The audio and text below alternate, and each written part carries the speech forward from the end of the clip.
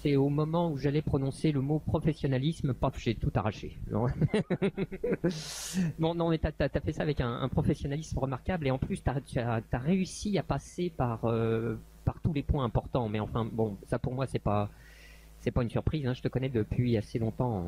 Bon, alors du coup, c'est pas facile, c'est facile et c'est pas facile de te répondre parce que comme tu as mentionné toutes les choses importantes, qu'elles mériteraient chacune de très longs développements et que je ne vais pas pouvoir m'y adonner, faute de quoi, enfin, sauf à boulotter la totalité du temps que nous avons, je vais faire que des réponses extrêmement partielles et superficielles. Je vais reprendre les choses dans l'ordre où tu les as mises, hein.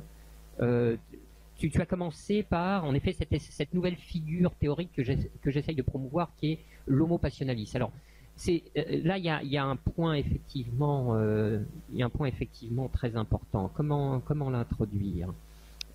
Voilà, je pourrais dire ceci. Figurez-vous que ce livre, donc, les affects de la politique, un jour, en écoutant la radio, il y a une émission, je crois que c'est sur France Inter, et j'entends le livre discuté par deux journalistes, un journaliste du Figaro et un de Libération. C'est une souffrance, hein. C'est un truc qu'il faut pas souhaiter à son pire ennemi, hein. Et le journaliste du Figaro, qui a évidemment tout compris, dit oui, bah qu'est-ce qu'il nous dit? Bon, il nous dit qu'il y a des passions en politique. Bon, bah on le sait, ça, on le sait. Ah ouais, non, sauf que le livre dit pas du tout ça, ou dit plutôt quelque chose de très différent. Et beaucoup plus exigeant que ah oui, il y a des passions en politique. Parce que ça, effectivement, c'est trivial, et tout le monde est susceptible de donner cet accord à une proposition aussi commune. Non, le livre dit non seulement qu'il y a des affects en politique, mais qu'il n'y a que ça. Alors là, normalement, les gens doivent se récrier. Parce qu'ils disent, on veut bien qu'il y ait des affects en politique, on sait bien que des fois ça s'agite un peu n'importe comment, etc. Ça s'emballe, tout ce qu'on veut. Mais enfin, au moins à titre d'idéal, et parfois même sous des réalisations certes imparfaites, mais enfin pas totalement nulles, on observe que la politique est aussi une affaire de rationalité. On essaye de débattre, argument contre argument, de former des raisonnements qui soient convaincants, etc., etc. Donc il y a de la rationalité. Alors, tout le but de cet ouvrage, c'est d'en finir avec cette antinomie de la rationalité et des affects. Ou, comme on disait à l'époque, c'est le titre d'un livre célèbre d'Hirschman, des passions et des intérêts. En posant, et là vous allez voir que c'est déjà beaucoup moins intuitif, hein, en posant que la catégorie princeps, c'est celle d'affect, et que c'est sous cette catégorie qu'on peut faire entrer comme une sous-catégorie le comportement rationnel comme un comportement passionnel particulier. Vous voyez, c'est pas du tout de dire il y a le rationnel et le passionnel. C'est plutôt l'occasion de dire les comportements qu'on dit rationnels sont une sous-catégorie des comportements passionnels.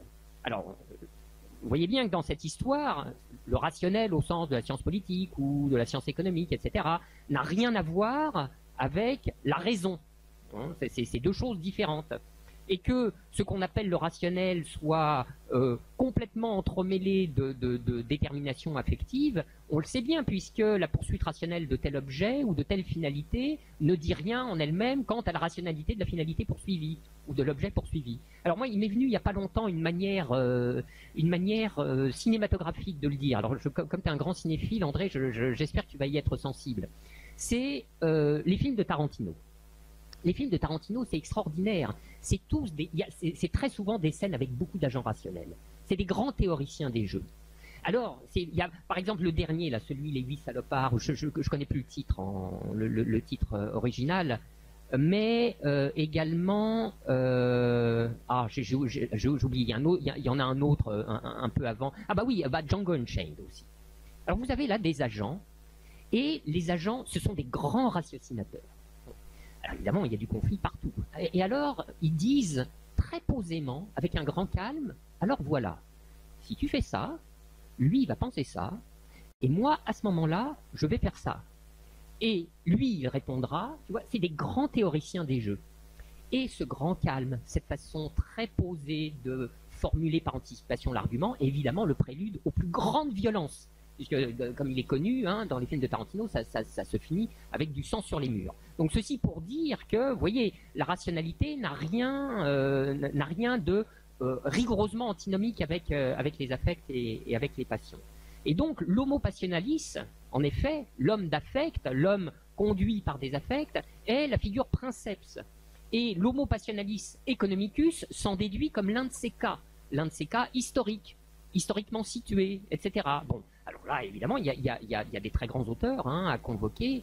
Il faudrait mentionner les travaux d'anthropologie économique de Bourdieu. Il y a le cours du Collège de France qui vient d'être publié, mais il faudrait parler également de tout le travail de Norbert Elias, qui montre effectivement comment la rationalité s'engendre dans des biotopes propices, dans des milieux sociaux particuliers, qui promeuvent affectivement, je veux dire par des rémunérations affectives, qui promeuvent les comportements dits rationnels, c'est-à-dire contenus. Alors la rationalité, en gros, c'est essentiellement la logique du détour. C'est de réfréner l'envie de prendre tout de suite, n'est-ce pas, et ceci afin d'avoir plus tard. Bon, c'est ça la rationalité. Mais vous voyez que ça n'échappe absolument pas à l'ordre du désir et des affects.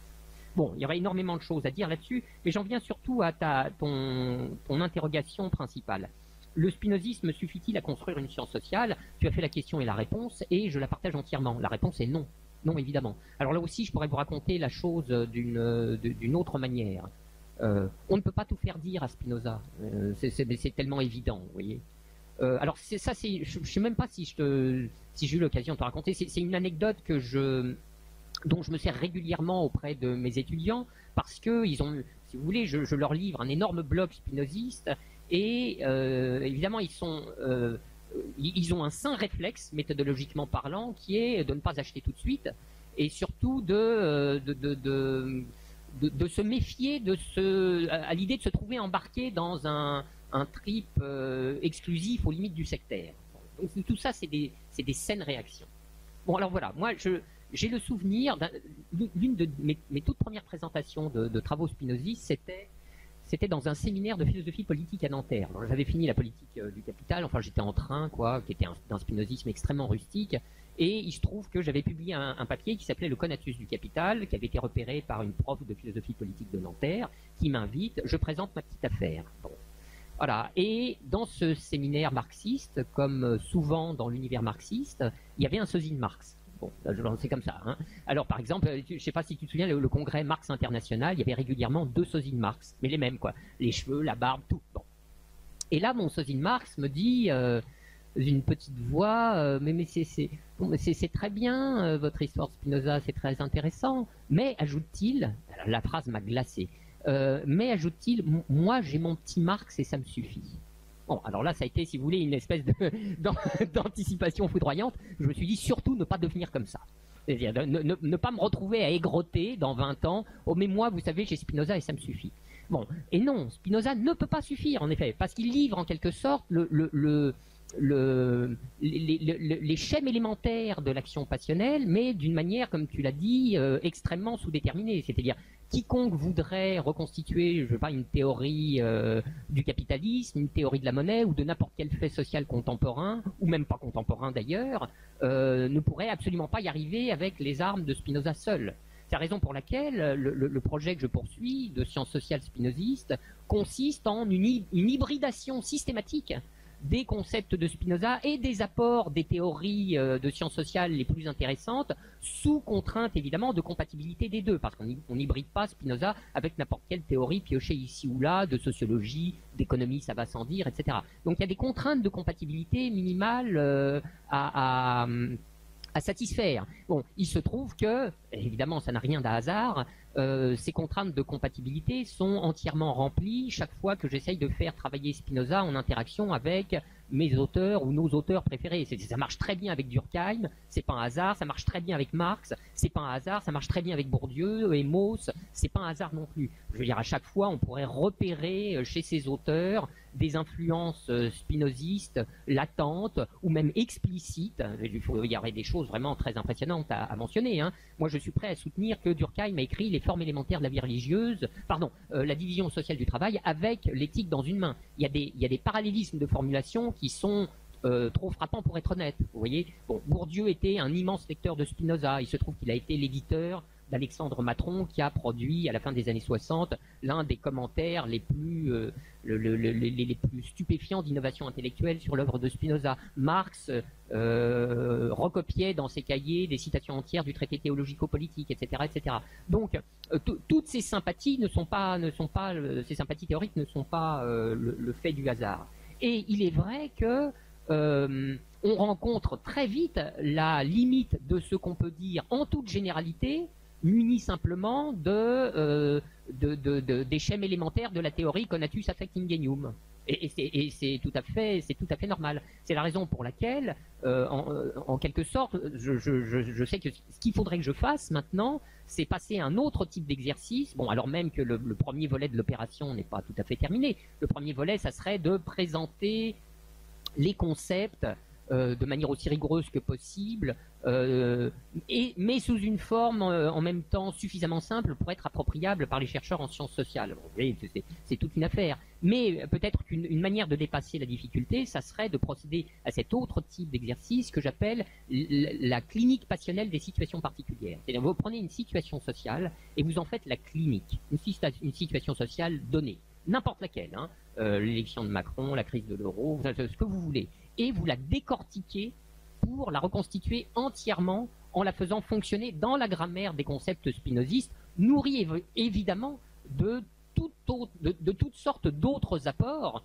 sans lesquels il ne pourrait fonctionner véritablement. Donc voilà, en effet, pour faire une science sociale spinoziste, il ne faut pas avoir seulement Spinoza en main. Il n'y a pas la science sociale entièrement dépliée dans l'œuvre de Spinoza, et en même temps, il se trouve que c'est une philosophie qui appelle, comme son prolongement naturel, une sorte de science sociale dans la foulée. Il y a comme une science sociale latente à l'intérieur de la philosophie de Spinoza. Sur l'impuissance des idées, bon, comme on va parler des croyances, etc., je réserverai ça peut-être pour la suite du débat. Mais en effet, c'est un point tout à fait central dans la philosophie de Spinoza, qui nous dégrise de ce que Bourdieu aurait appelé l'illusion scolastique, illusion typique des intellectuels qui consiste à croire que les idées mènent le monde et que dès que les idées ont été posées, le monde s'y rallie sous l'effet de leur pouvoir de vérité intrinsèque. Or malheureusement, ce pouvoir est nul. Bon, et comme tu l'as dit, moi l'un des cas les plus typiques, enfin les plus capables d'illustrer exemplairement cette impuissance des idées sur les affects, qui était une grande problématique de la philosophie classique, hein. Ce cas contemporain, c'est celui du changement climatique. C'est-à-dire tous les arguments de rationalité sont là, toutes les idées vraies sont là. On les a sous la main, elles sont dans nos têtes. Bon, je laisse de côté quelques climato-sceptiques, mais ceci ne suffit pas. Alors ça ne suffit pas par l'effet de plein de mécanismes proprement sociaux, etc. Mais des mécanismes aussi dans lesquels cet enchaînement, enfin ce schème particulier de l'impuissance des idées a sa part.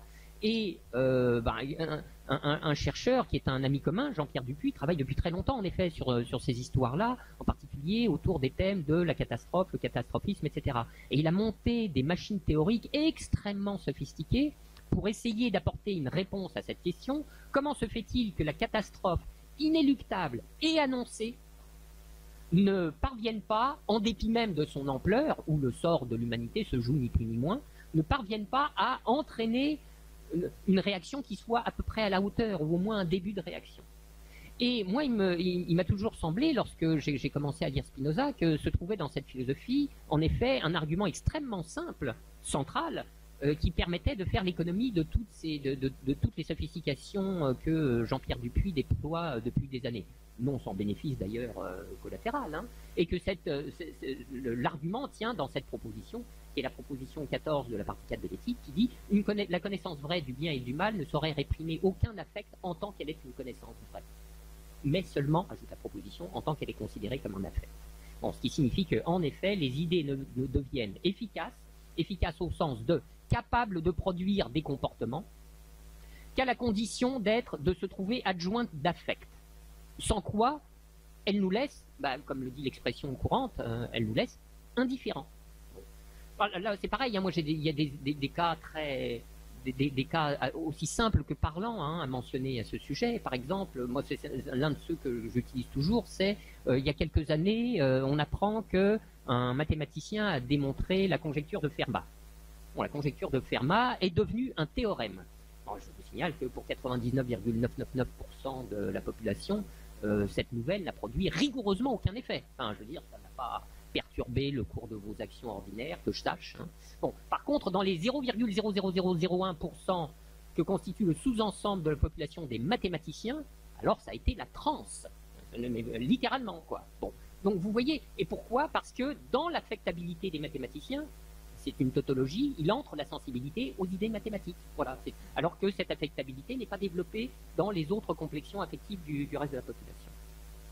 Dernier point sur la puissance de la multitude. Ah oui, alors c'est effectivement la grande question, et qui là fait faire un pas de plus, comme tu l'as dit, hein, par rapport à Conatus Affect Ingenium, en direction d'une science sociale.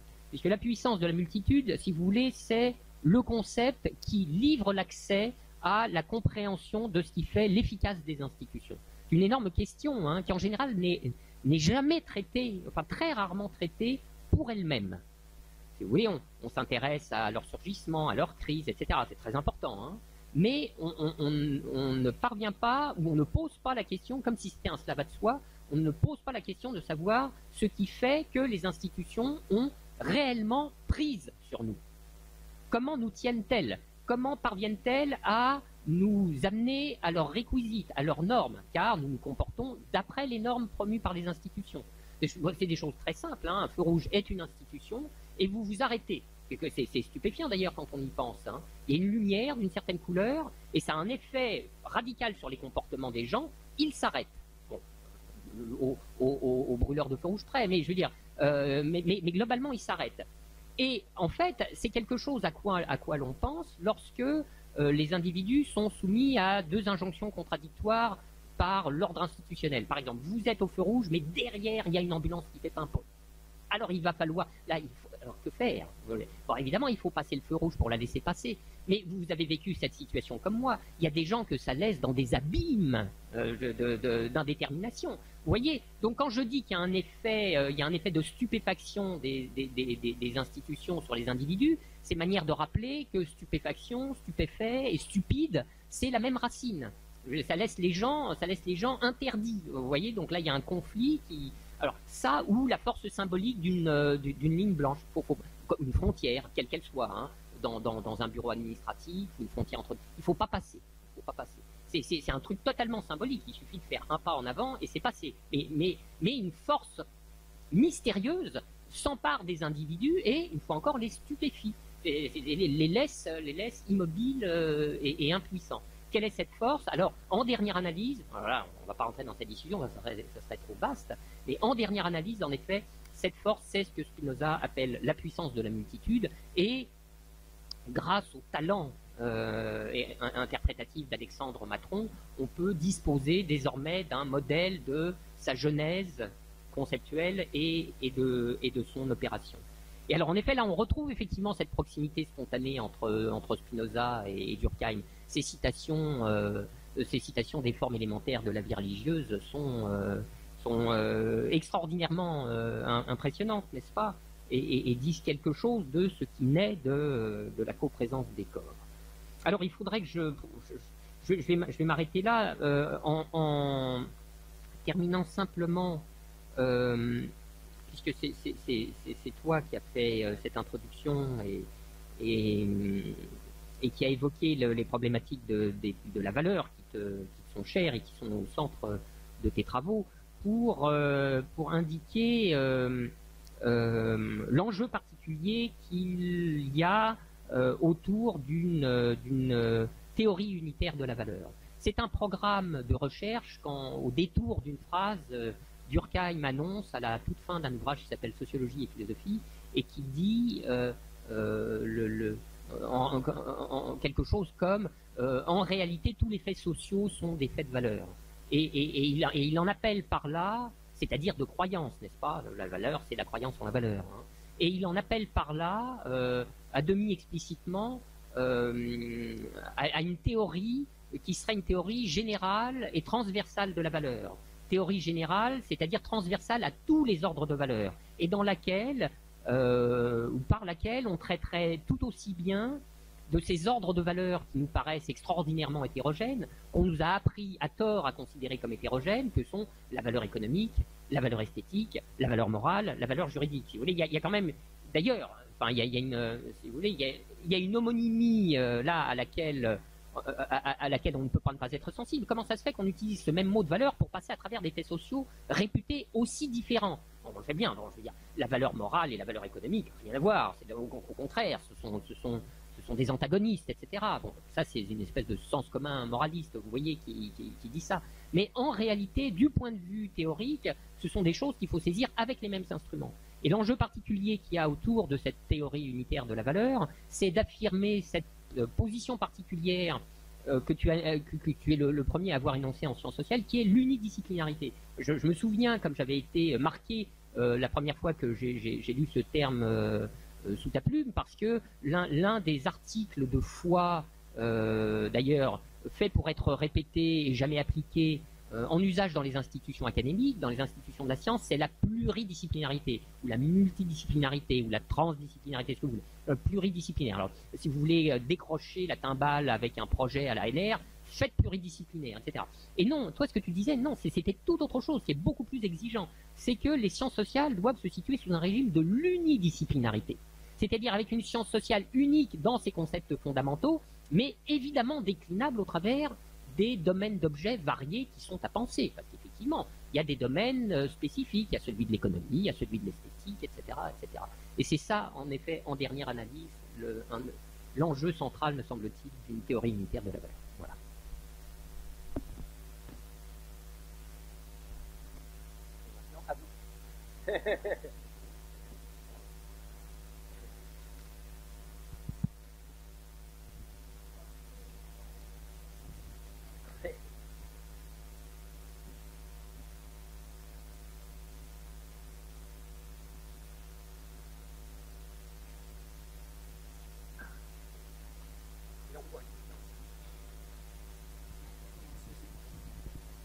Oui. Bon, je vous remercie tous les deux pour cet exposé très, très éclairant. Et je vais me contenter, c'est la première question, hein, c'est pour lancer le débat, de partir d'un article que j'ai lu dans la revue de la recherche, non pas la recherche, pour la science, dernier numéro, je crois, où l'auteur faisait une critique justement des sciences sociales, de la sociologie, en disant qu'elle ne pouvait pas être scientifique. Et bien sûr, il s'appuyait là-dessus sur la thèse popérienne, comme quoi effectivement elle n'était pas falsifiable, et surtout sur l'idée, la thèse de Weber, la séparation entre les valeurs, et puis bien sûr les faits, en disant, reprochant justement aux sciences sociales et notamment à la sociologie, eh bien de mélanger valeurs et puis faits, et donc en gros, disait-il, de faire de l'idéologie. Il me semble justement que je réagis parce que je pense, en vous écoutant, j'ai pensé tout de suite à cet article que je venais de lire et qui m'avait frappé. Vous apportez effectivement, je crois, un élément de réponse. Peut-être, bien entendu, peut-être-il de compléter effectivement cette réaction. Après, j'aurais peut-être d'autres questions à poser. Hein. Vous n'auriez pas gardé en tête par hasard le nom de l'auteur? Ah oui, c'est bien ça. Non, c'était une question rhétorique parce que là, il y avait une teneur en bêtises qui me semblait indiquer très, très sûrement son auteur. Oui, il fait, si vous voulez, il prospère en librairie et dans les médias avec ce genre de couillonnade que normalement on ne devrait pas tolérer auprès d'un étudiant en L2. Vous voyez, c'est pas admissible, hein, des bêtises pareilles. Donc, alors. En réalité, ce que j'ai dit à l'instant ne constitue pas en soi une réfutation de cette ânerie qui doit être prise sous un autre angle, parce que si vous voulez, jusqu'à présent, j'ai parlé et c'est ce qu'André aussi a en tête, nous faisons référence tous les deux à une théorie positive de la valeur. Il y a des faits de valeur dans la société, ça, même Bronner l'accorderait bien volontiers, et ces faits appellent leur théorisation particulière. Non, l'argument sur la supposée non-scientificité de la science sociale ou de la sociologie par mélange indu de l'analyse et des partis pris, c'est-à-dire des valeurs du chercheur, non pas des valeurs de la société, mais des valeurs du chercheur, cet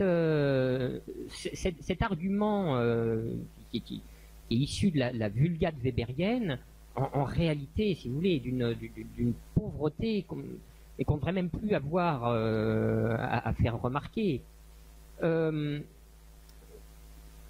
comme toute science, la science sociale part nécessairement d'a priori. Oui, là au moins c'est, si vous voulez, depuis Kant, et puis après depuis Popper, c'est pas la même chose que la question de la réfutabilité. Hein. Mais depuis Kant et depuis Popper, au moins on sait ça. On ne peut plus s'en tenir à l'idée empiriste que on va regarder soigneusement les faits, rien que les faits, et comme les faits parlent d'eux-mêmes, on en tirera la théorie adéquate. Vous voyez, j'ouvre ma fenêtre et je regarde le monde, et le monde va me parler. Non, pas du tout. C'est nous qui faisons toujours parler le monde d'une manière ou d'une autre, et nous le faisons parler à partir d'a priori, c'est-à-dire à partir de certaines postulations fondamentales, ou à partir de certaines thèses théoriques a priori que Popper appelait des conjectures, n'est-ce pas? Donc, et puis alors après, on voit si ça tient la route ou pas. Donc ça, c'est ce qu'on peut dire de manière très très générale sur les sciences en général. Mais il est bien vrai que les sciences sociales en particulier ne sauraient se prévaloir d'un régime de scientificité analogue à celui des autres sciences, celles qu'on appelle les sciences de la nature. Bon. Cependant, se prévaloir d'un autre régime de scientificité, ça n'est pas échapper à toute scientificité possible. Il y a un épistémologue qui s'appelle Alain Boyer et qui avait une expression que j'ai toujours trouvée admirable, qui parlait de l'appartenance au genre science de ces disciplines. Bon. Mais en tout état de cause, ce qui est bien certain, c'est que pour les sciences sociales, les a priori qui sont nécessairement au départ de toute construction théorique, de tout discours scientifique, ces a priori sont, il est vrai, d'une nature particulière. Car même s'ils s'énoncent sous des formes d'une extrême généralité, ces a priori disent toujours quelque chose, alors le sachant ou non, l'explicitant ou non, et disent toujours quelque chose de l'homme, de la société, des rapports de l'homme et de la société et de l'histoire. Et par là même, ces a priori ont essentiellement une teneur politique. Alors, avec, si vous voulez, avec des médiations plus ou moins allongées qui vous la font apercevoir plus ou moins clairement. Mais il y a toujours une teneur politique dans les a priori de la science sociale, quelle qu'elle soit. Quant aux a priori politiques de la sociologie de Gérald Bronner, ils sont tellement énormes qu'il est le seul à ne pas les voir. Bon, alors, si bien que la question n'est pas du tout celle de la contamination de la science par les valeurs, c'est absolument pas celle-là. La question, c'est celle de la clarification des rapports entre le discours scientifique et ses propres postulats à teneur nécessairement politique. Voilà. Et ceci dessine trois figures de chercheurs. Alors, il y a le pire, c'est-à-dire, il y a le chercheur en sciences sociales qui n'a même pas conscience de ses propres a priori politiques. Il y a la figure intermédiaire du chercheur en sciences sociales qui en a quand même un peu conscience, mais qui fait tout pour les dénier ou les voiler, les recouvrir dans l'espace social élargi. Et puis, il y a les chercheurs, à la catégorie desquels André et moi nous essayons d'appartenir, qui, premièrement, reconnaissent leurs a priori, les disent, de telle sorte que rien n'est caché, et puis, dans un troisième temps, travaillent à trouver les meilleures formes régulatrices de la présence de ces a priori dans leur discours. Voilà, vous voyez, donc c'est tout autre chose. Et moi, je tiens que c'est précisément la réflexion sur la manière de réguler la présence et l'effet des a priori dans le discours de sciences sociales qui est la réalisation, l'effectuation de la scientificité, et non pas leur déni, car c'est un déni impossible et intenable.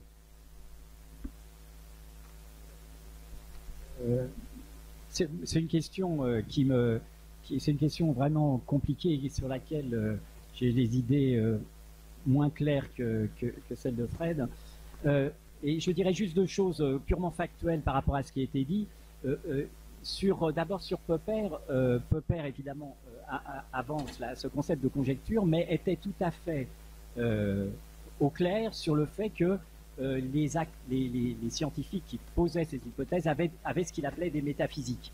Et donc, il était tout à fait sensible à ce fait-là, que ce n'était pas un problème d'avoir des idées a priori tant qu'elles prenaient la forme d'hypothèses qui pouvaient être réfutées.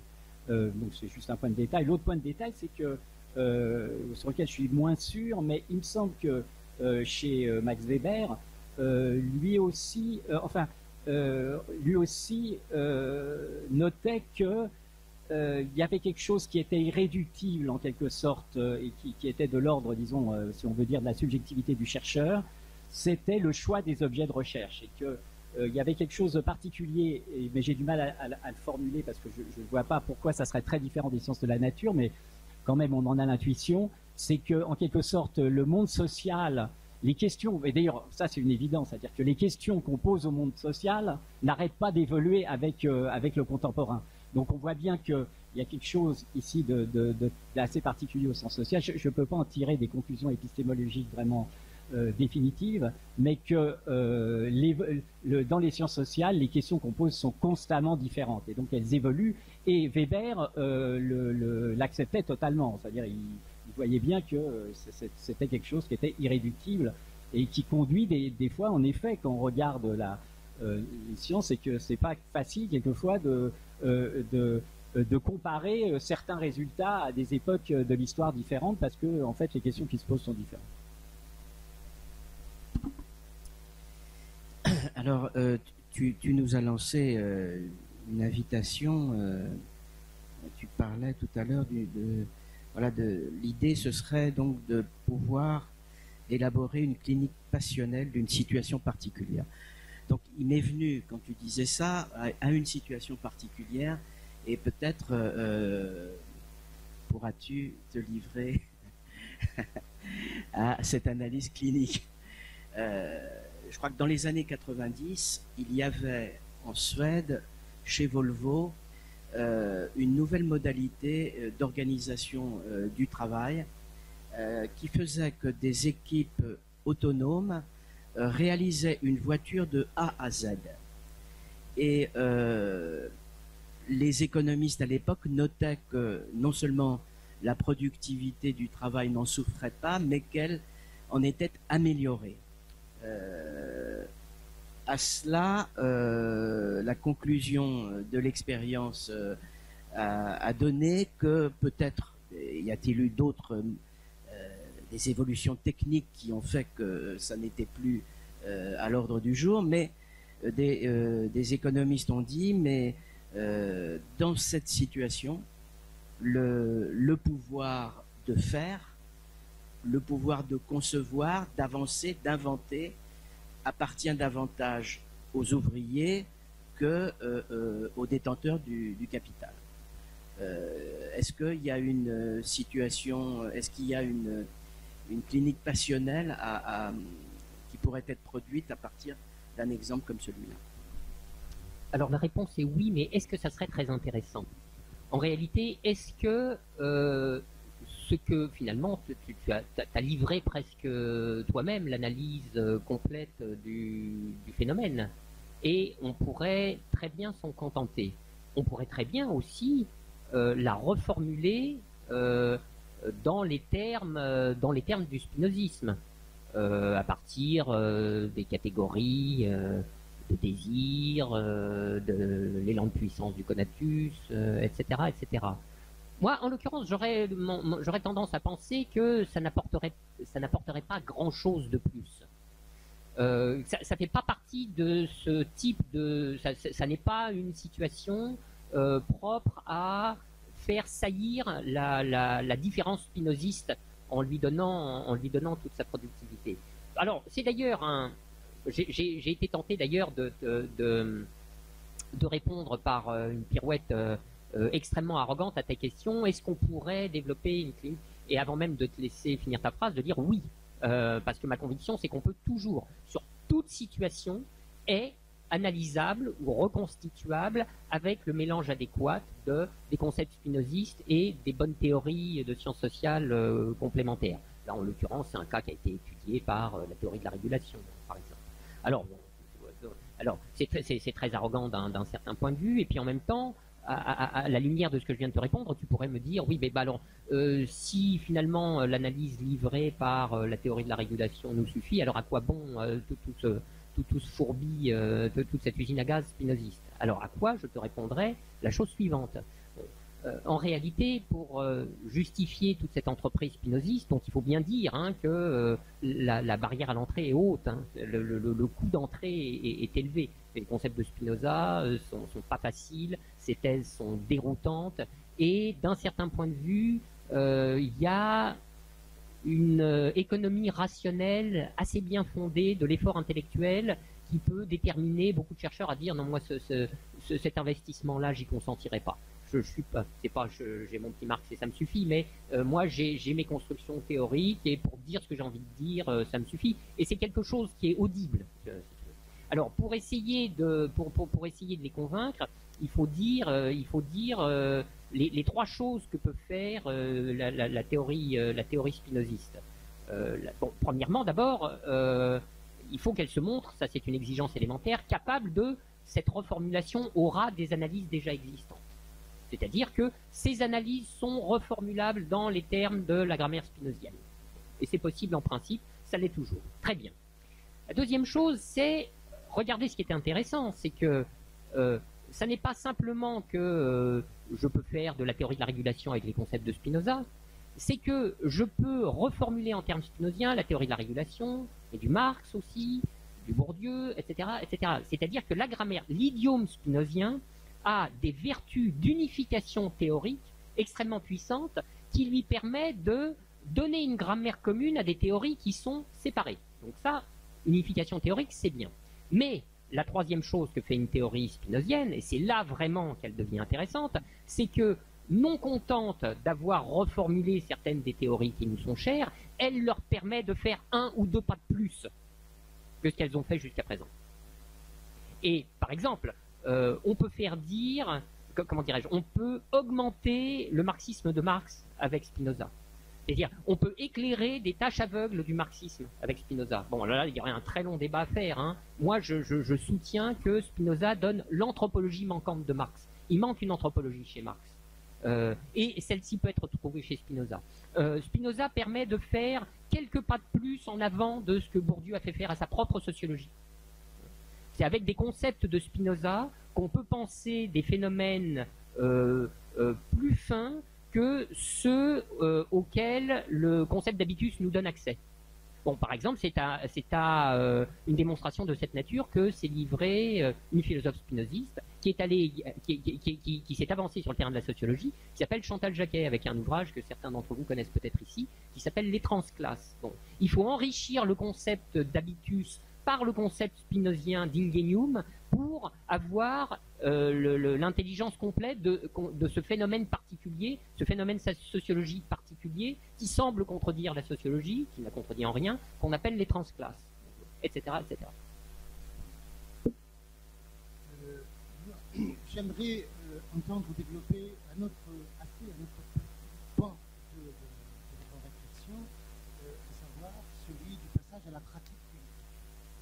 C'est-à-dire que si je reviens à ce qui a été dit tout à l'heure à propos de Bruner qui, pour la recherche, pour la science, et en passant d'un plateau à un autre, constitue, etc., il a tapé sur toute une sociologie, du moins tout un courant sociologique, en passant de Durkheim à Bourdieu, et précisément en parlant de Bourdieu, il a utilisé le terme la sociologie est un sport de combat. Je l'ai écouté au moins 10 fois dans toutes ces interviews, que le sociologue, s'il doit se réclamer d'une science qu'il dénie déjà à toute cette sociologie, doit s'abstenir de passer à l'acte politique. Voilà. Donc, bah oui, là c'est magnifique. Si vous voulez, la torpille Bronner est un truc à tirer dans les coins. Enfin, et hop, ça lui revient et sous la ligne de flottaison, quoi. Donc, en effet, pour quelqu'un qui entend séparer rigoureusement les engagements politiques et les valeurs et l'analyse scientifique de la sociologie, se livrer à cette tournée, parce qu'en effet, il fallait être troglodyte pour pas y avoir droit, se livrer à cette tournée générale pour discréditer la sociologie critique et cette entreprise dont les arrière-plans, que ces arrière-plans politiques ne peuvent pas faire qualifier de purement scientifiques, n'est-ce pas? Et surtout que ceux-là sont évidents, pour ne rien dire du fait qu'il est lui-même sociologue officiel du régime, vous voyez, et conseiller du président de la République. Bon, si vous voulez, là on est dans la contradiction performative la plus monumentale. Donc, en effet, là, c'est votre argument clôt la discussion. Maintenant, pardon, mais c'est juste, juste une minute hein, pour mes... parce que bon, on va pas non plus passer la soirée là-dessus, quoi. Ça serait trop triste. Mais effectivement, ce que j'ai voulu faire dans les affects de la politique, c'est poser un certain nombre de bases permettant de théoriser, si possible avec pertinence, l'action politique elle-même, l'action au sens de l'activisme, n'est-ce pas? Donc c'est un point important. Et du coup, j'avais une question. Est-ce que vous pouvez développer un petit peu les liens qui peuvent se trouver entre le conatus comme élan, alors vous en avez parlé comme un élan, comme désir d'agir, disait André Orléans dans son introduction, et puis je crois que c'est aussi le fait de persévérer dans son acte, et le désir de monnaie dont parle André Orléans dans l'Empire de la valeur. Ah oui, mais là le lien est très vite établi, et là aussi, si vous voulez, il illustre exemplairement le travail combiné des concepts de Spinoza et des sciences sociales. Alors le conatus, en effet, qui est défini par Spinoza comme l'effort que chaque chose déploie pour persévérer dans son être. Au passage d'ailleurs, vous noterez que il s'agit de chaque chose, donc la bouteille d'eau a son conatus à elle, hein, n'est-ce pas, tout autant que nous ici. Hein. Mais là, on est dans le cadre vraiment de la philosophie de Spinoza qui, d'un point de vue strictement ontologique, ne fait aucune différence entre les choses du monde. Les choses du monde sont à égalité parfaite de statut ontologique. Ontologiquement, nous ne valons pas mieux que la bouteille, la table, le micro, ce que vous voulez. Mais la stricte égalité ontologique des choses n'interdit nullement, en effet, leur différenciation ontique. Elles se différencient selon leur degré de puissance. En effet, la bouteille d'eau ne produit pas autant d'effets qu'un individu humain, par exemple. Voilà. Ceci étant dit, le conatus, donc, est en quelque sorte un élan de puissance, un élan d'activité, un élan pour produire des effets, mais en quelque sorte générique et intransitif.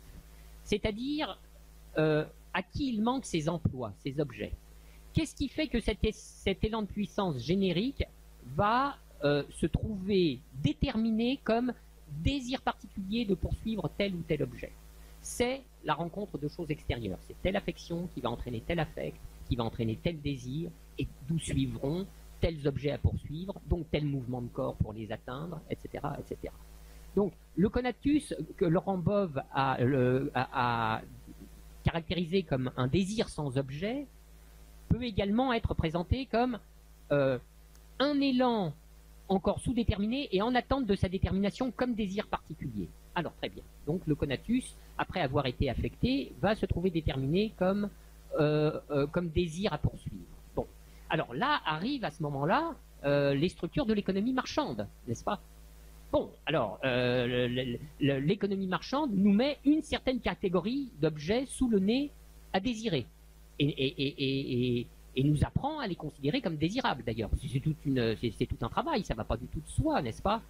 Je veux dire, les programmes de sciences économiques et sociales au lycée sont retaillés pour faire la part belle, sinon exclusive, à l'économie, en oubliant tout le reste, toutes les autres sciences sociales. Moyennant quoi, on fait réfléchir les gosses à des problèmes comme calculer votre optimum quand il s'agit de choisir tel abonnement à un opérateur de téléphonie mobile. Si vous voulez, comme si là on avait une espèce d'essence de l'homme.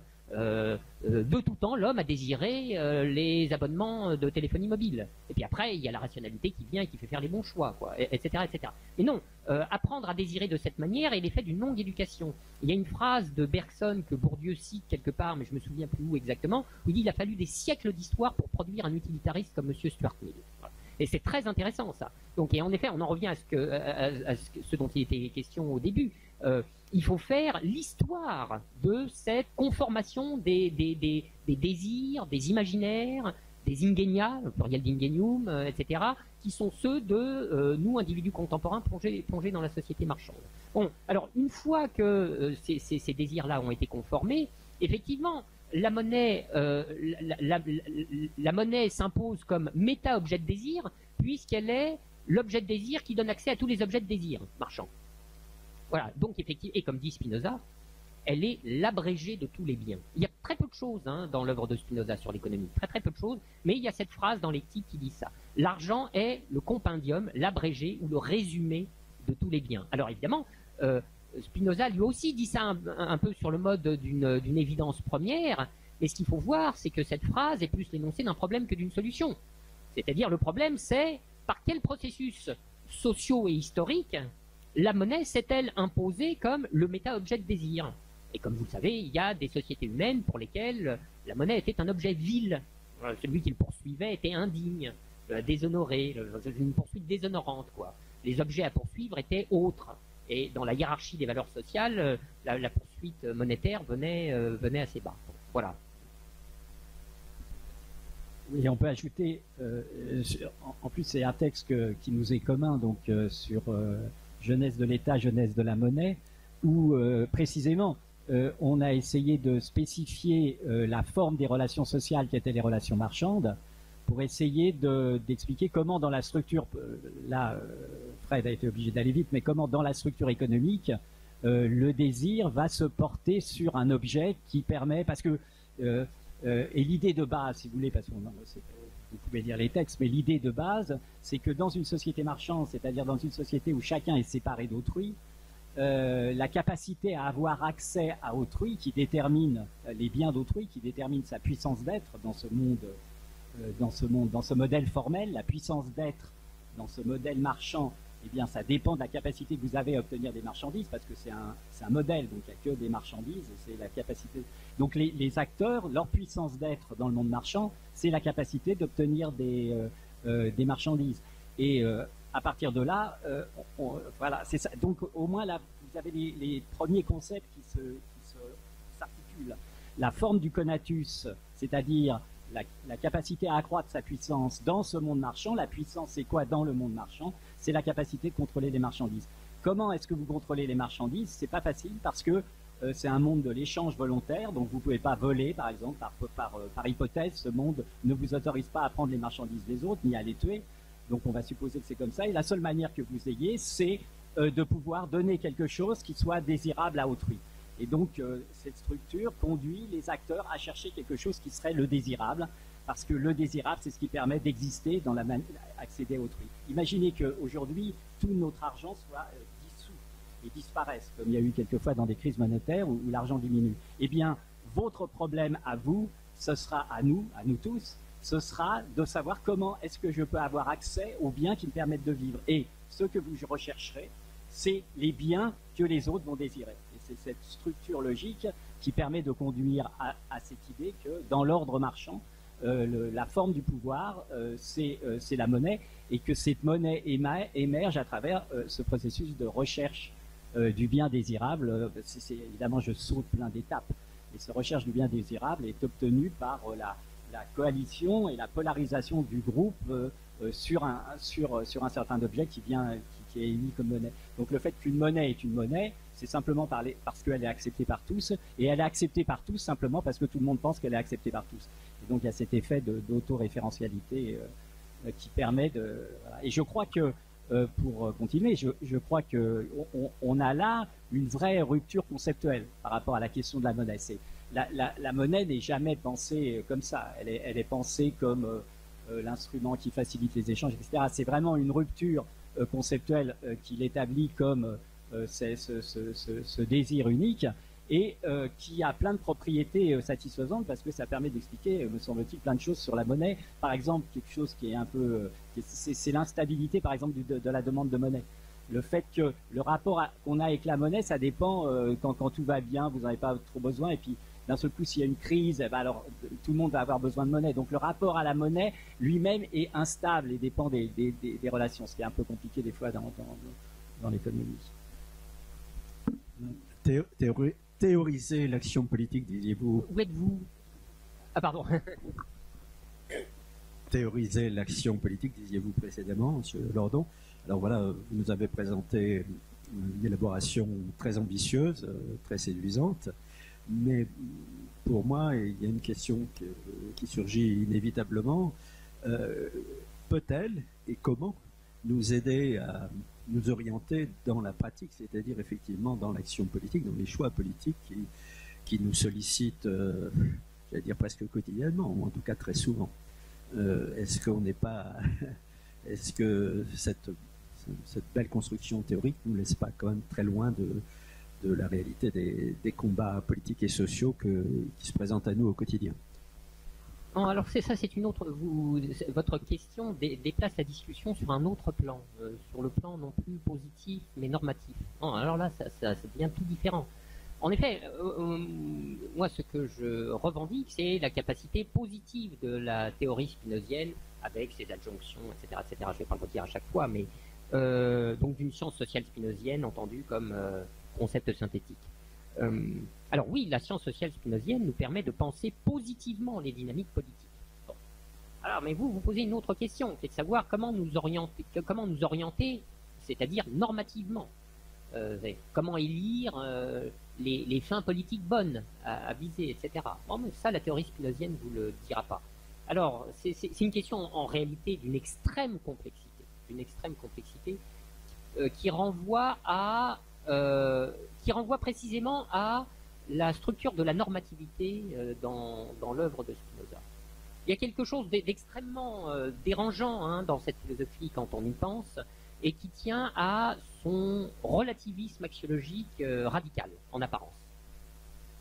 Spinoza dit une chose, si vous voulez, et c'est là que commence la déstabilisation, il dit ceci: nous ne poursuivons pas, nous ne désirons pas un objet parce qu'il est un bien, mais au contraire, nous ne disons qu'il est un bien que parce que nous le poursuivons et le désirons. Et il y a d'ailleurs chez Spinoza une critique radicale des catégories de bien et de mal, comme production typique de l'imaginaire.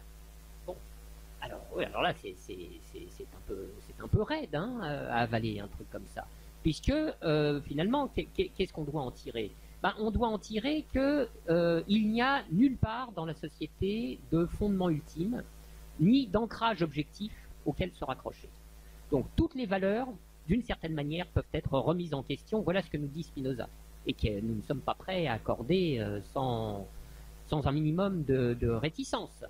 Donc Spinoza regarderait, semble-t-il, en apparence, d'un œil froid et égal, une société qui pratique le sacrifice des enfants à des fins propitiatoires, et une société qui décrète à l'inverse que l'enfant est ce qu'il y a de plus sacré et l'objet de respect ultime. Voilà, il semble nous dire ça. Est-ce qu'il le dit tout à fait? Pas complètement. Mais parce qu'en réalité, il y a un étage suprême dans la normativité chez Spinoza qui est la vie sous la conduite de la raison. Alors, il y a bien un souverain bien qui est affirmé par Spinoza, et qui est affirmé d'ailleurs dès une œuvre de jeunesse qui ne sera publiée qu'à titre posthume, qui s'appelle Le traité de la réforme de l'entendement.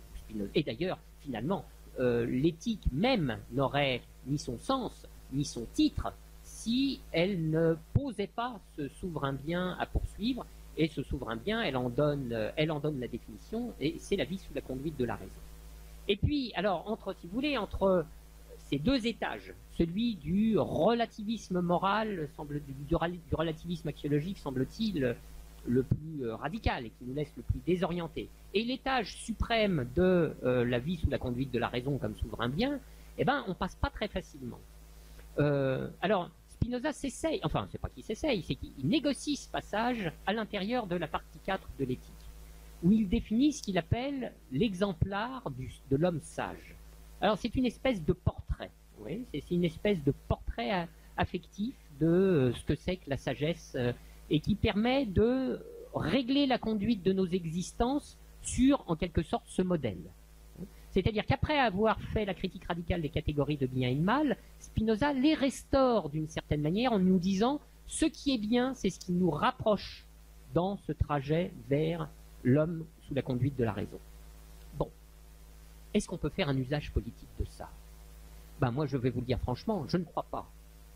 Sauf malhonnêteté intellectuelle patente.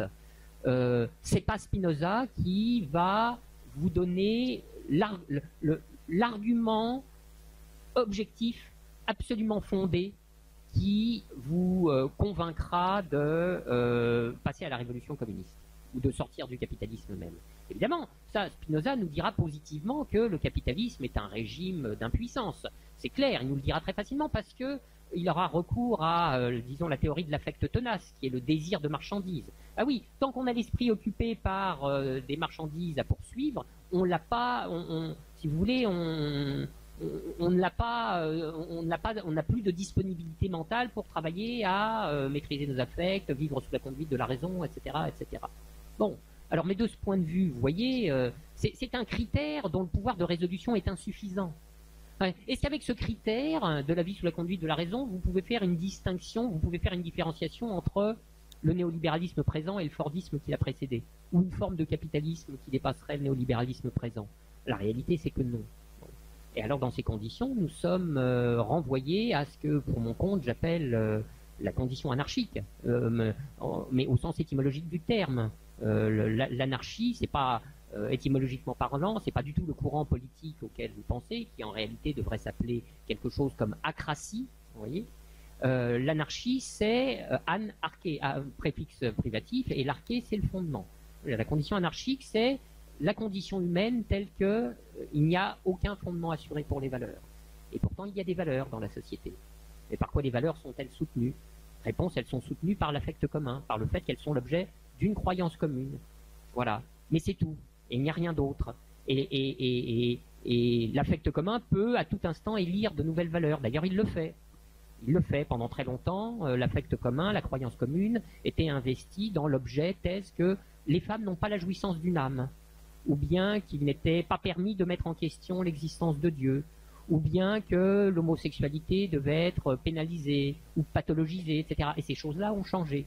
Ces choses-là ont changé parce que les sociétés travaillent sur elles-mêmes et refont leurs fondements, qui ne sont jamais des fondements ultimes, refont leurs ancrages, qui ne sont jamais des ancrages absolus. Et il faut vivre en sachant que nous avons à affronter le vide axiologique fondamental de la condition anarchique. Alors là, il y aurait énormément de choses à dire, donc je ne peux pas rentrer là-dedans, hein, donc je vais simplement vous laisser avec ce sentiment de désorientation et de déception. Oui, juste un point. Pourtant, Spinoza semble opter pour la démocratie, ce qui, au XVIIe siècle, je veux dire dans les Pays-Bas, est une rareté. Donc il y a bien un choix. Vous avez absolument raison. Alors le problème est que il est mort au bout de la 3e page du chapitre 11 du traité politique sur la démocratie. Et depuis, si vous voulez, nous sommes en suspens, quoi. Voilà. Alors, sauf prosopopée un peu abusive, on hésite à le faire parler comme ça. Simplement, il est vrai que nous avons la première phrase du chapitre 11. J'en viens maintenant à cet état absolu en tout, qui est la démocratie. Et donc, en effet, Spinoza fait une différence dans les agencements institutionnels. Et alors, encore une fois, je veux dire, on peut le faire parler un peu, vous voyez. Vous n'interviendrez pas, enfin moi c'est ce que je me refuse à faire personnellement, hein. Je me refuse à intervenir dans le débat politique au nom d'un argument d'autorité spinozien qui dirait Spinoza nous dit qu'il faut fermer la bourse, vous voyez, quelque chose comme ça, ou qu'il faut sortir de l'euro, vous voyez, bon, des choses comme ça. Parce que ce sont deux plans discursifs qui sont beaucoup trop éloignés pour qu'on les mette brutalement comme ça en communication l'un avec l'autre. Et on est tenu, disons, à une espèce de clause d'honnêteté intellectuelle minimale. Mais en effet, ça ne veut pas dire que Spinoza ne dise rien en ces matières. Et en l'occurrence, vous le rappelez très opportunément, il fait une distinction dans les différents agencements institutionnels qui s'offrent à nous sous le rapport du degré auquel les institutions nous empuissantisent ou nous impuissantisent. Voilà. Bon. Eh bien, effectivement, obéir aveuglément au monarque, c'est moins bien qu'être associé à la décision collective. Ça, je pense qu'on peut lui faire dire, sans trop de difficultés.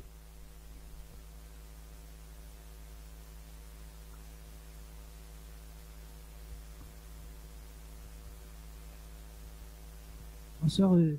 J'ai une question, c'est est-ce qu'après le capitalisme, il y a un autre système économique? Parce que de nos jours, on voit le développement des OGM, les humains, des arbres génétiquement modifiés. On observe presque la saturation, puisque le capitalisme mène à la construction d'une société, économiquement parlant en fait.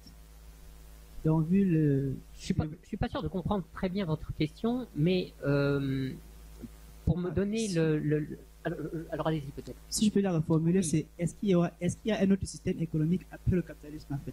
Ah, alors là, je peux vous répondre, oui. Alors, oui. Je peux vous répondre qu'après la pluie, le beau temps. Non mais c'est pas, si vous voulez, c'est même pas une plaisanterie que je fais. Le mode de production capitaliste est une formation historique, c'est-à-dire née de l'histoire, et comme tout ce qui est né de l'histoire, elle disparaîtra avec l'histoire. Ceci est sûr. Alors évidemment, c'est une certitude qui nous fait une belle jambe, parce que on ne sait ni quand ni comment. Bon, voilà, donc ça peut durer encore longtemps, hein, cette histoire. C'est comme si, par exemple, supposez, il y a Cité Philo, on est au 9e siècle. Et un auditeur prend le micro, enfin, je sais pas quoi, le porte-voix, et dit, mais quand même, est-ce qu'il y a un au-delà, est-ce qu'il y aura une forme politique possible après le féodalisme? Et le conférencier répond, mais oui, après la pluie, le beau temps. Bon, mais il va falloir attendre quand même une paire de siècles, n'est-ce pas, pour sortir du féodalisme. Mais ça n'invalide pas l'énoncé en toute généralité. Le capitalisme passera. Est-ce qu'il passera selon le mécanisme qui avait été anticipé par Marx? Probablement pas. Ce mécanisme, il a déjà été plus ou moins mis en échec. Alors je sais qu'il y a des économistes marxistes qui essayent de le rescaper malgré tout, qui mettent des chevilles, des cales, etc., etc. Donc la discussion est toujours ouverte là-dessus. Bon,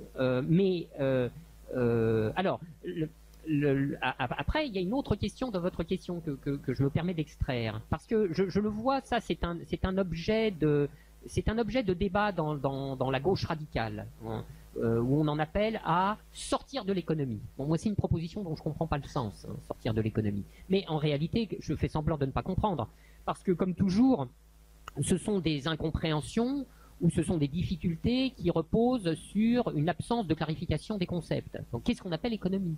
C'est ça la question. Bon. Si, en toute généralité, comme moi j'y suis enclin, on appelle économie l'ensemble des rapports sociaux sous lesquels s'organise la reproduction matérielle collective, alors il est évident que jamais, par définition, on ne sortira de l'économie, puisque nous aurons toujours une vie matérielle, pour cette simple et bonne raison que nous avons des corps. Et qu'il faut les nourrir, il faut les vêtir, il faut les soigner, il faut les abriter, etc., etc. Et d'ailleurs, on le sait bien, il y avait une économie dans les sociétés qu'étudient les anthropologues. Marshall Sahlins est une très grande figure de ce qu'on a pu appeler justement l'anthropologie économique, n'est-ce pas? Et les sociétés qu'il étudie, je vous prie de le croire, n'ont aucun rapport avec la nôtre. Ce n'est pas des sociétés capitalistes, mais c'est des sociétés dans lesquelles il y a néanmoins une économie. Bon. Alors, on peut comprendre maintenant économie en un autre sens, alors qui est un peu plus difficile à définir. Je ne saurais pas trop comment faire d'ailleurs. Hein. Alors dans ce sens-là, qui est jamais explicité comme tel, hein, donc je me livre à de libres interprétations de propos qui ne sont pas les miens. Hein. Dans ce sens-là, c'est comment sortir de la rationalité économique, du comportement économique intéressé, etc., etc. Bon, c'est pas brillant hein, ce que je dis. En réalité, si on poursuivait dans cette voie, mais c'est toi André qui pourrait y aller, on en reviendrait nécessairement, me semble-t-il, à quelque chose comme ce lien indissoluble de ce que nous appelons depuis, depuis 2 siècles, l'économie et la monnaie. Autour de cette thèse que ce qui définit principalement l'économie, c'est qu'elle est monétaire, n'est-ce pas? C'est que précisément les échanges qui ont lieu entre les individus en rapport avec les finalités de la reproduction matérielle, ces échanges sont économiques au sens propre du terme, ce qui signifie que ce sont des rapports d'échange particuliers. Ce sont des rapports qui ont à voir avec le fait qu'on peut s'acquitter, n'est-ce pas? C'est très important ça. L'échange économique, c'est un échange dans lequel il y a en jeu une certaine dette dont on peut s'acquitter. Lorsque vous allez acheter votre baguette, n'est-ce pas? Vous recevez votre baguette. D'ailleurs, en général, le boulanger la garde hein, avant d'avoir touché vos... Bon. Mais voilà, vous prenez votre baguette et vous êtes en dette. Vous êtes en dette de 70 centimes d'euros, n'est-ce pas? Bon. Et il va falloir... Mais lorsque vous aurez payé, c'est fini. Le rapport avec le boulanger est terminé. D'ailleurs, vous n'avez pas eu à être spécialement amis ou avoir des rapports de sympathie, etc. Non, il y avait un rapport de dette circonscrit, localisé. Le paiement, il met un terme définitivement. C'était pas la même chose dans les rapports de reproduction matérielle qui étaient régis par de la solidarité ou de l'entraide, etc. Alors, je dis ça avec des mots qui ont une valence positive hein, à nos oreilles contemporaines, mais ça peut être une servitude, hein, ces rapports-là. C'est des rapports de don contre don. L'échange n'était pas économique en première instance, il était symbolique. C'était une économie anti-économique, si vous voulez. Le rapport de don contre don, on n'en sort jamais. C'est ça l'ennui, si vous voulez. Ça se relance toujours, vous voyez. C'est comme l'invitation avec les voisins. C'est horrible. Ah là là, ils nous ont invités, il va falloir qu'on les invite. Et puis après, eux, ils vont se dire la même chose. Il faut qu'on les réinvite. Et ça n'en finit pas. Bon. Alors, et c'est pour ça que, c'est pour ça qu'il y a une phrase extraordinaire dans les essais de Montaigne, qui lui vit dans une société où il éprouve, si vous voulez, c'est une société de l'individualisme naissant. L'individualisme comme tendance à essayer de s'affranchir de tous ces rapports de la tradition, des obligations sociales, etc. Voilà. Donc lui, il souffre de ce à quoi nous on aspire, retourner. C'est bizarre, hein, ces allers-retours d'histoire. Et il dit, oh là là, moi j'aime bien mieux un bon contrat que ces rapports-là où on ne sait jamais où on en est. Parce qu'en réalité, on n'a jamais vraiment fini de payer. Donc vous voyez, ça c'est les allers-retours de l'histoire. C'est bizarre. Tu me diras où tu trouves une baguette à 70 centimes. Ça doit être au Carrefour.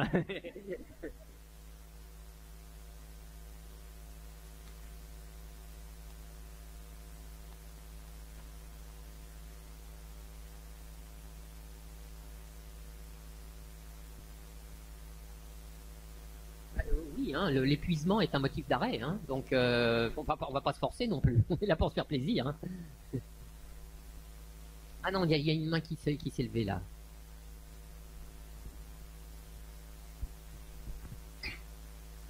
Du coup, ça serait, pour avoir des précisions, vous avez dit tout à l'heure que 1983, ça serait une entrée dans le néolibéralisme.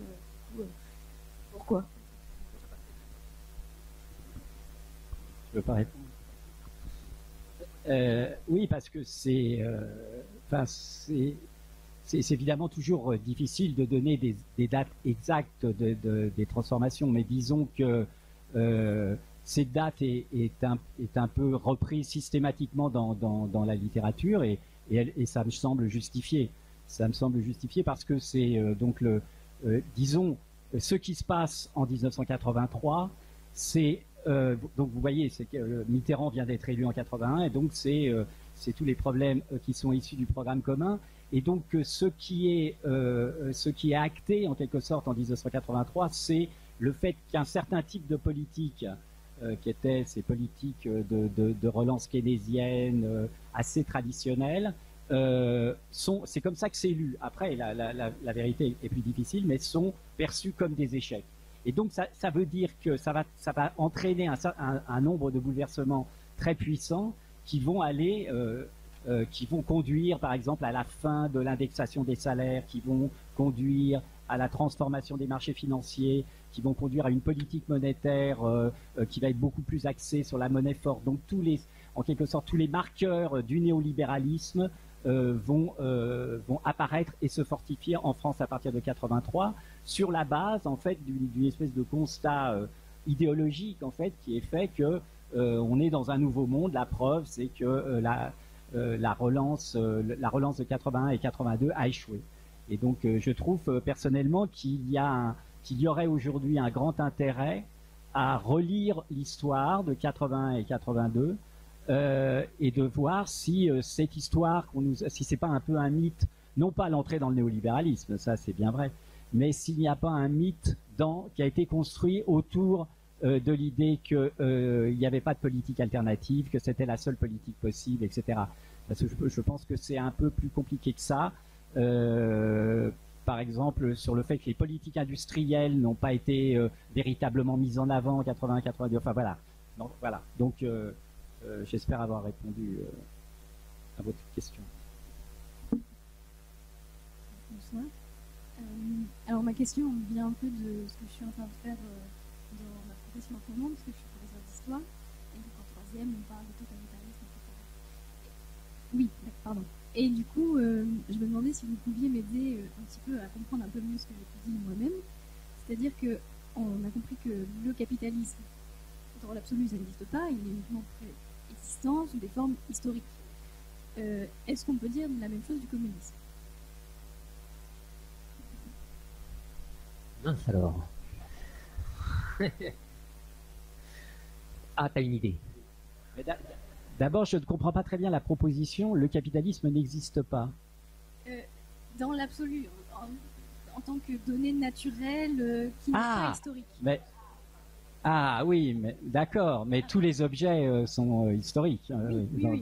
Il n'y a rien de spécial. Je ne vois pas en quoi ça, si vous voulez, ces spécifications nous dit quelque chose de très particulier sur le capitalisme. Sur le fait, évidemment, il a été créé Je veux dire, ce que je veux dire, c'est qu'il existe un concept de capitalisme qui est assez bien construit. Donc, on sait ce que c'est que le capitalisme au-delà de ses formes historiques, qui en sont des actualisations. Bon. Et donc, votre question, c'est est-ce que le communisme, il existe aussi un concept de communisme, évidemment, qui est plus compliqué à construire. C'est ça que vous voulez poser comme question?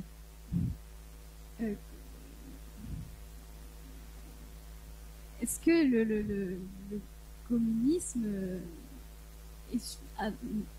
parce que c'était aussi la question de monsieur qui parlait de est-ce qu'on pourra sortir du capitalisme un jour, il y a toujours un peu l'objection commune, ah oui, mais on a essayé autre chose et ça n'a pas marché.